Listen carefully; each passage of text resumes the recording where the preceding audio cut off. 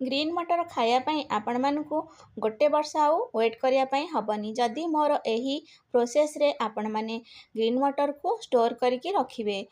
Green मटर साधारणतः शीत दिने ही मिली थाए, सेतिपाई आमको वर्ष सारा वेट करिया पड़ी थाए केबे ग्रीन मटर आसीबो। आउ ग्रीन मटर रे बहुत न्यूट्रिशन भैल्यू बहुत अधिक, से आमको ग्रीन मटरटा आसला माने शीत दिने आम विभिन्न प्रकार रेसिपी करी खाई थाउ।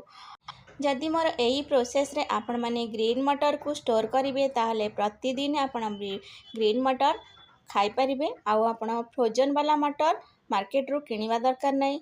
जदि मोर रेसिपीटी भल लगी थाए लाइक शेयर कमेंट करेंगे एवं नुआ थिले मोर चैनल टी को सब्सक्राइब करिनेबे। नमस्कार, लताज किचन को आपण मानकु पुणी थरे स्वागत करुची। एठी आमे ग्रीन मटर स्टोर करिया पाई मुझे 2 केजी ग्रीन मटर आनी मार्केट रू, जोटा कि मुझे छड़े देची। एबे मंजी रू जो गुड़ा सब खराब हो जाइए बाहर करी नबा। गोटे कढ़ई रे पानी बसेबा आ ताकू फुटिया पाई छाड़ी दबा।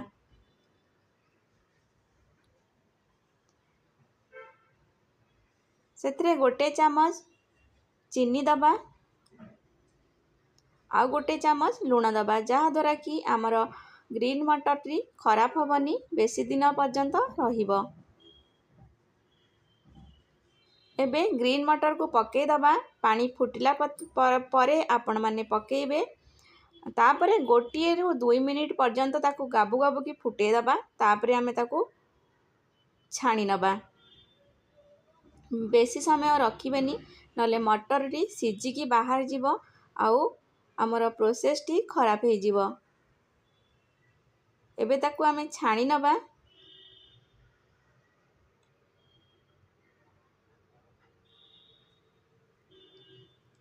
देखंतु एमती भाबरे आमे ताकू छाणी नबा।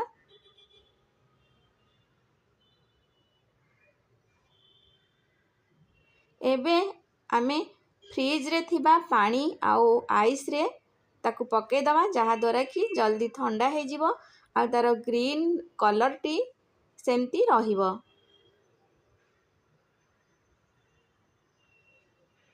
किछ समय परे ताकू आमे छाणी नबा। एबे भल से पानी छाड़ी जाइची। एबे ता देहरे जो एक्स्ट्रा पानी अच्छी आमे कौन करिबा, गोटे सफा कपड़ा रे ताकू आस्ते आस्ते करी तार एक्स्ट्रा पानी सबू बाहर कर दबा, जोटा कि मटर टी बेसी दिन पर्यंत रहिबो। जदि पानी रहिबो ताले आइस बन जीवो ता भितरे, डीप फ्रिज भितरे आ खराब हो जीवो। एबे गोटे सफा कपड़ा रे ताकू भल से खोला करके पके दबा। एट देखंतु फेर थरे मु तार आउ टिके पानी भी जो थिबो भल से सफा करी नौची, जोटा कि एक्स्ट्रा पानी तार छाड़ी जीवो। आपर आकू आमे फैन रे 1 घंटा 2 घंटा पर्यंत छाड़ दबा, जोटा कि तार पानी पूरा ड्राई हो जीवो। एबे देखंतु एमती भाबरे आमर सुखी आइची। आकू आपण खरा रे सुखेइबेनी, खरा रे सुखिले पूरा ड्राई हेकी सुखी जीवो, आमर ग्रीन मटर आउ रहिबनी।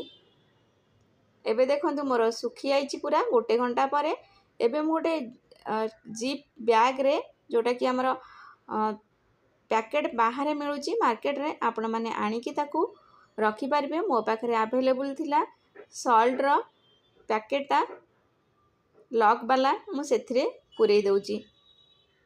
एटी मोर देखंतु 2 केजी ग्रीन मटर रे 1 केजी पाखा पाखी बाहर जी।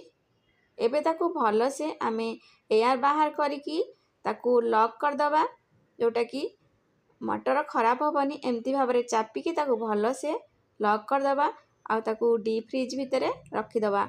आकू आपण 6 मासे वर्ष पर्यंत एमती भाबरे रखी खाई पारिबे। Thank you.